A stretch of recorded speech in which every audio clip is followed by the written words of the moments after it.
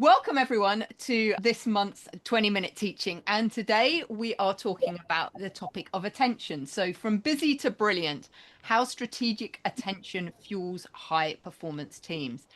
And this is a topic that I really love because I think it can just make such a difference to a business. I often talk about a bit like teamwork is a business's competitive superpower. I think attention is probably a leader's competitive superpower, something that we really leverage enough, but can make a massive difference. So let me start by asking you ladies a question. What do you think is the biggest gift you can give your team members right now? Just give me some ideas. What do you think it is for you? Biggest Maybe gift sorry? time, attention, and freedom. Yeah, absolutely. Anita, you got any thoughts that are top of mind for you? Coaching. Coaching, yeah. Those things that you've said there. Coaching. For me, sometimes it's about unblocking the blockers for them. Yeah, absolutely. Yeah. And I think when you get to coaching, that actually gets a little bit about attention, right? Because actually, Yeah. I think the biggest, hey, Colette, I think the biggest gift that we can give our team right now, it's not a pay rise, it's not more tech, it's not that gym or anything else. Although those are things that are all nice for people, right? But actually, it's our attention because we're living in a world which is starved of attention. And I think there's a lot of times where we think we're giving people our attention, but we're not fully present.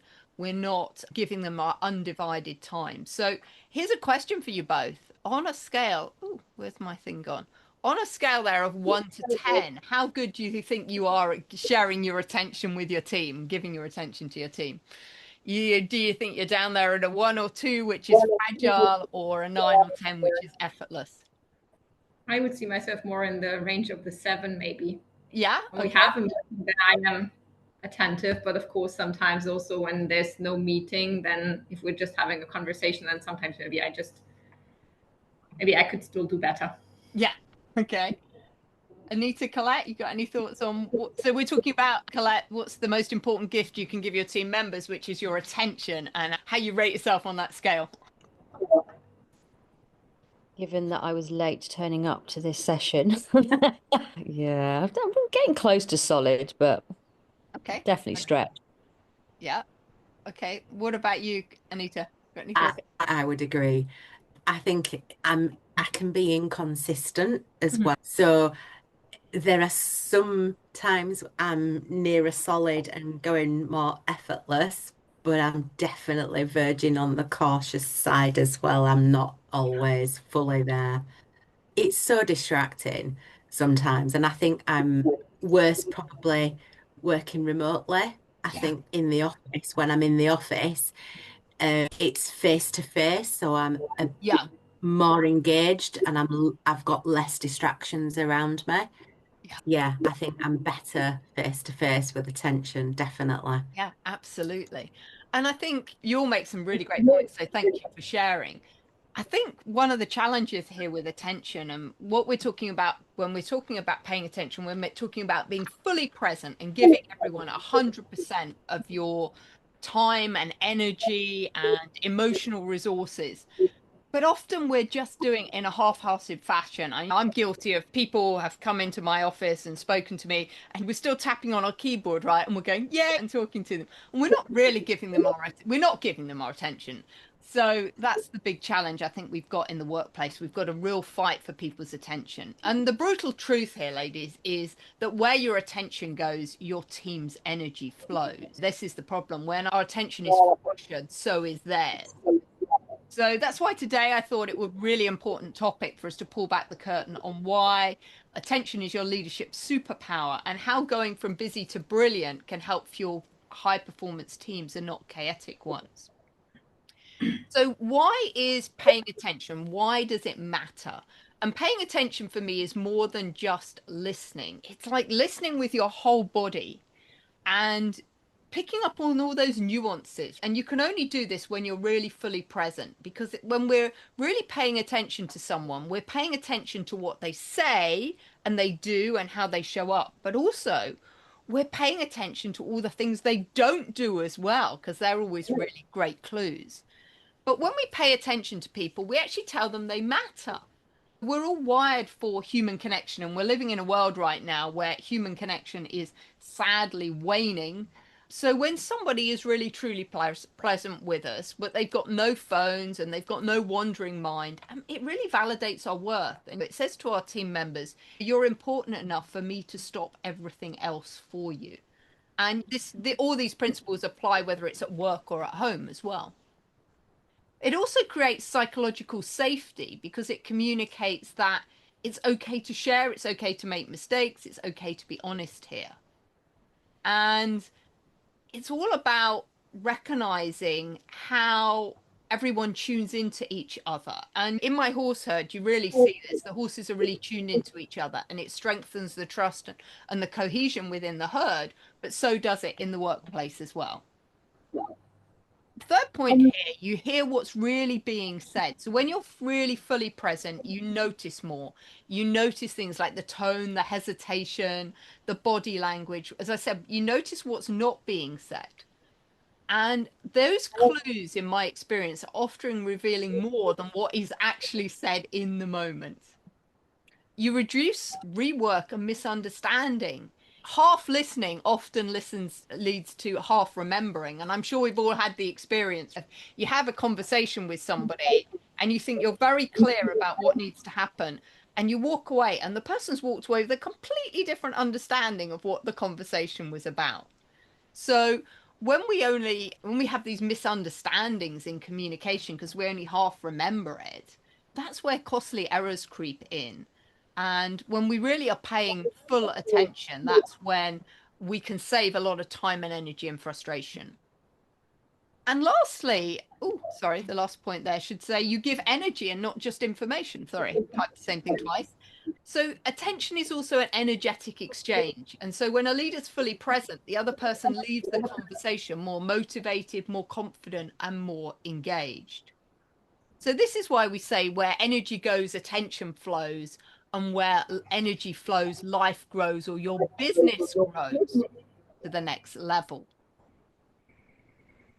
So what's the cost of us not paying attention? So I think we live in a world where we've pretty much normalized distractions and we've glorified multitasking. I don't know about you, but I'm very bad at multitasking. I like to think I'm very good at multitasking and I do it a lot, but actually all the research shows only about 2% of the population can effectively multitask. And I think it's essentially actually switching between the tasks. So yeah. it's like you just stop doing something and then you start doing something else. And I think that's much more energy draining than just focusing on one thing at one time. Oh, absolutely. Yeah, and there's a lot of switching tasks. It's estimated that we switch tasks maybe 100 times a day. That's just crazy. And this task switching is a real problem because we get distracted. And the average leader's getting interrupted every 8 minutes. So this is the problem because I think we've bought into a philosophy that we're convinced that when we're busy, that equals that we're delivering value. But the thing is, you can't lead if you're not truly paying attention to something.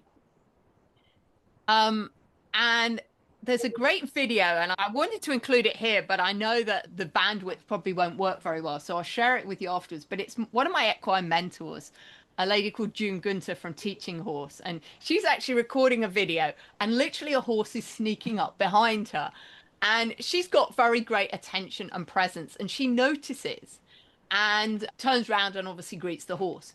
But it's such a great example of how that in that moment, that horse, aka that team member, was really testing you to see, were you paying attention? Because why would you want to give your attention to somebody? Oh, sorry, why would you want to give your trust to somebody who's not paying attention to what's going on around you? So the horses are always challenging us to see if we're really paying attention to what's going on, but also our team members are. And if you think we're getting interrupted every 8 minutes throughout the day and always switching tasks, then, it's no surprise that sometimes in some businesses we've got low levels of trust in our teams. So a question for you ladies to reflect on is, if I followed your attention for one day, would I see brilliance or busy work? Because this is the thing, that misplaced attention costs us trust, focus, and results. So I wanted to share with you now one of my models here for building attention, which is what I call the attention triad, because attention isn't just about our focus. It's about a three-dimensional force that shapes everything in your team's experience. And the first of this is mental attention. What do we think about? What are the priorities that we hold in our mind? Then there's the emotional intelligence, the feelings and the attitudes that you bring into the room. Are you in the moment, or are you thinking about all the things that happened before you got to work and all the things that need to happen tonight when you get home? And lastly, it's also the energetic attention. And this is the vibe that you radiate to others unconsciously, and others unconsciously pick that up. And when we've got all three of those, I think that's when we get really great attention from people and connection with them. So here's a question for you. Which part of that triad do you think your team feels is lacking the most from you right now? Do you think it's mental attention, emotional, or energetic attention? You want to share some thoughts? Mine's probably energy. I think I am juggling a lot personally and professionally, which then feeds into mental. Yeah, and then absolutely. feeds into emotional, actually. All off the and that's why it's a triangle, right? It's a triad, exactly, because they all interrelate to each other. One rarely sits in isolation. On its own. Yeah. Yeah. That's what I was thinking. I'm thinking it's all of those. It depends on what day. It depends on what day. And as Colette said, what's going on. So I'm a bit like you, got a lot going on in my personal life. Unfortunately, it filters through. So your mental and your emotional, it's drained already, isn't it? Because you're dealing with other things. Yeah. Therefore, your energy's low. Yeah. And this is why it's so important that when we're working with our teams, we realize our team bring their whole self to work. Yeah. And the old days when I was in the corporate world there was work Julia and home Julia, and never the two would meet, almost like different personas. And it just doesn't work like that. And it didn't work like that back then, but we were so separated. But now, exactly, we've all got crazy things going on in our personal life. We live in a crazy mad world where there's so much going on. And so we bring that with us into the workplace. And that's our skill as a leader, is how to, in some ways, compartmentalize that, not in an inauthentic way, but so that we can still build effective relationships in the workplace, so that we can still bring a great energy to the workplace and to our colleagues, even though everything is really frenetic in the background. And we'll talk about how we manage those energy levels in a minute. But there's also another thing that I wanted to share with you. So we've got these three areas of the attention triangle: mental, emotional, energetic. But when we're paying attention, I also like you to think about how we pay attention on three levels. So on the first level, we need to pay attention to self. What's going on for us? Our breath, our senses. Maybe it's an intuitive hit we get. What attention do we get from our body that we need to pay attention to? But then we also need to pay attention to others. What's the energy? What's going on with other people? And we always talk about, you can walk into a room or into a meeting and you instinctively know when somebody's having a bad day or they're really flustered, right? We can all read this energy that's going on for other people. And then there's the environment. And I think this is really important, and we don't really pay enough attention to the environment and what's happening around us. And that can either be physically, in terms of items that we've got on a desk around us, for example, and clutter, or it can be the marketplace, the landscape, what's happening, what are your competitors doing, what are other people doing in the marketplace. And I love that in the horse herd is really set up to understand these levels of attention. And actually, everyone within the horse herd is charged with placing their attention on what is happening collectively within the herd. So for others within the herd, within themselves, but also within the environment. And the great thing that happens within the horse herd is, if one of the horses sees some danger, They alert everyone else. They don't go, it's not my job to do that. How do we within our teams get everyone within our teams to be paying attention to what the environment is around us and how their colleagues are doing? Because, you know, having this level of attention, I don't think is a luxury anymore. It's actually a survival mechanism. And in business, we really need to be very present to what's going on around us and make sure we don't get into that really blinkered mode of just seeing what's directly in front of us. We need to keep this bigger perspective of what's happening around us. And so I'd like to introduce you to something now that I call the attention continuum. And let's talk a little bit about the difference between where you put your attention and where you place your attention. Because for me, this is where most leaders leak impact. Because we spend our days putting our attention on whatever shouts the loudest, right? Email ping, the crisis, the drama of the day. And I'd like to suggest to you, we need to get better at thinking about where are we placing our attention? And this is different. This is a conscious, deliberate choice. And it's planting the focus on exactly where it will grow the outcomes we want. So the way you could think about this continuum is the putting attention is very reactive and scattered and driven by noise. But when we're placing our attention, it's very intentional, it's very strategic, it's very driven by priorities that are going to move the business forward. So you might want to think about where you've been putting your attention on things that aren't moving your team forward. And how would you place it on something different this week? It's a very subtle, nuanced shift, but I know when I actually sit back and I look at maybe what I did yesterday, I was like, oh, wow, how much was I really placing my attention on what I want to happen? And how much was I getting distracted? Because we have a lot of attention hijackers out there, ladies. And these are the things that are vying for our time, right? And they're the things where we end up putting our attention rather than us consciously placing our attention. So I looked at these attention hijackers and I've kind of put them into 5 broad camps. And they can all quietly erode our focus and productivity and well-being if we don't actively manage them.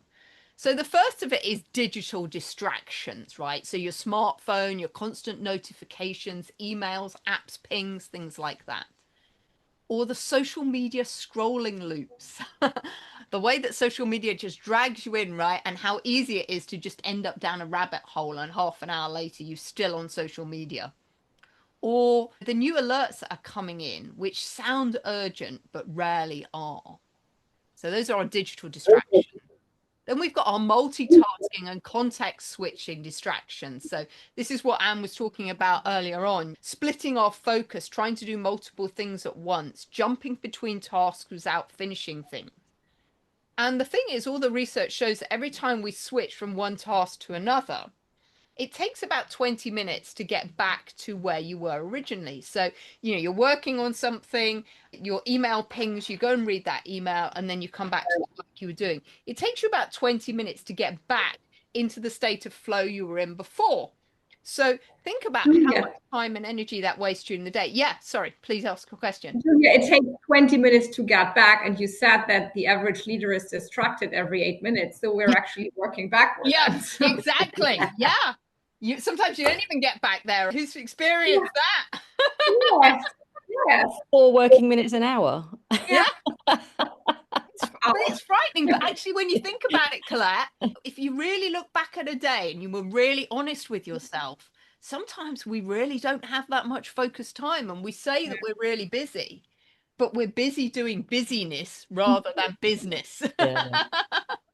Favorite words. Yeah, I know. So it's also this reactive work patterns, right? Because we're, particularly as women, right? We tend to be always on, we're always available, we're always responding to things.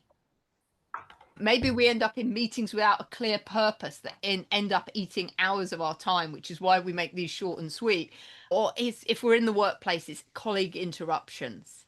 And then we've got that mental clutter and cognitive load. So the overthinking and rumination, should I do this or should I do that?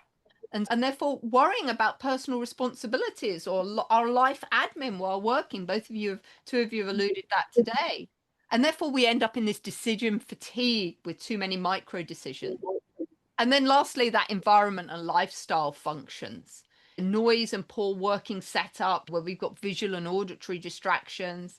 Sometimes it can even be a lack of rest, right? Not getting enough sleep, or the physical discomfort. Some of us are experiencing this in the UK as we're going through a rare heat wave, right? So we've got some physical distraction of it's being too warm to work. So I just summarize these for you. We're just coming to the close because I'm conscious we're getting to the top of the hour. So the old way of where we were getting our attention hijacked is things like checking every email and urgent Teams message. And I'd like to suggest the new way is where you're thinking about your strategic attention and you're curating what gets your attention. So you've got your notifications off and your priorities on. You know what you need to focus on, but you're getting rid of those distractions. You stop starting 5 things at once and finishing none, and you move towards a situation where you're doing one thing deeply before moving to the next. This is the Pomodoro rule. Maybe doing something for 45 minutes. You literally turn off everything, 45 minutes dedicated to this task. And it's amazing if you just dedicate something like 45 minutes or an hour, whatever the amount of time is that works for you, how much you can get done when you close off all those distractions. The old way of hijacked attention is back-to-back meetings with no breathing space, versus strategic attention is about having protected meetings and having free blocks as well so that you can really think about what's going on. The old way of hijacked attention is about carrying mental clutter like an overload pack horse. And the new way is about clearing that mental clutter through reflection and planning. And then our hijacked environments are often noisy and chaotic versus strategically creating a beautiful environment to work in that supports your deep work. And our hijacked attention comes from running on caffeine and adrenaline instead of rest. And the new strategic way is thinking about working in a rhythm with your natural energy and not against it. And I've done a couple of other webinars about natural energy and how to leverage that. So to bring this to a close, I just want to think about you having the ripple effect here, because your attention is contagious. And if you are scattered in your energy and your attention as a leader, then you get a scattered team. I often talk about a bit like being a sparkler or on a bonfire party. The sparkler's going off in loads of directions, and that makes the energy of the team really dysfunctional. Versus when you become a grounded leader and then you can get that united team. So you're always setting the energetic tone for the business. Excuse me. I'd like to leave you with a challenge for this week, which is choose one thing that matters most, place your attention there, and really notice the shift in energy that happens. Because there is an art to choosing to place and distribute your attention in ways that contribute to the health and harmony of the team and the community. So attention is one of the key components of the diamond model of leadership, which some of you will know is a model of leadership derived from the horses. So this is why I'm so passionate about attention. And it's also one of the pillars of the Unbridled Teamship Roadmap, which is part of our holistic partnerships module. So if any of this has resonated with you, ladies, I'd invite you to take the Turbocharge Your Team assessment at businesshorsepower.com/quiz. And then you're welcome to book in for a complimentary Turbocharge Your Team audit. Please do check out my podcast, Impactful Teamwork, at businesshorsepower.com/podcast, and follow me on LinkedIn. And interestingly, where are we today? Tuesday. The podcast, which is still up from last week, one's just dropping in about 15 minutes for this week, but last week's actually talks a lot about attention because I let my leadership lessons from my holiday in Greece and what I learned from my partner having frenetic energy, and then I don't know what to do. I don't know which ropes to pull. It was pretty funny. Has anyone got any questions they want to ask or anything? I hope you found that useful. Thoughts? Thank you, Julia. That's been really helpful. That's been exactly what I needed this morning. Get your attention in there, Anne. Good. Yes. Okay. Well, I'm welcome to stay around, but I know that we're 2 minutes over time, and I didn't want to respect that. So if you need to go, if you want to stay and chat, we can stay and chat, because I always love to talk about this stuff. But if you need to go, I'm going to have to go because I've got All right. another meeting. But that was really helpful. And as Anne said, I actually quite needed that today. excellent. Yeah. I really needed that because I need to focus on some things. I am really going to try that today. Yeah. I'm going to really pay attention. Turn all your notifications off. Now, literally, going I do turn them all off, and there's so much Yeah. research about. I think we all feel. I get FOMO. Woo! But I've had to discipline myself. I even have a black screen here, so I can't even Yeah. get distracted by anything. And that's something I learned. I trained to be a high flow consultant and work with people to get them into flow and eliminate distractions. And that's one of the things I took away from that. And it does make such a difference. I still haven't quite mastered email though, because I need to use email so much, and it's easy to get sucked into that throughout the day for me. But Well, in that half an hour, I've had 4 emails pop up and 3 direct messages. all right. And I'm like, go away. Yeah, just turn them Go all off. away. You've just got to turn them all off, because most people, it's not life and death. No, it's not. And Brendan Burchard has a great phrase that he said, your inbox is somebody else's to-do list, because people are only sending you stuff because it's something they want you to do. But for most of us, the world's not going to die. Your colleagues aren't going to die if they don't get a response till the end of the day. And I've just tried to be a lot more disciplined about only answering stuff at the beginning and the end of the day, carving out time, because you can sap it all day and it can all of a sudden it's gone. Yeah. Okay. Thank you. Right. Nice to Good meet luck with everything.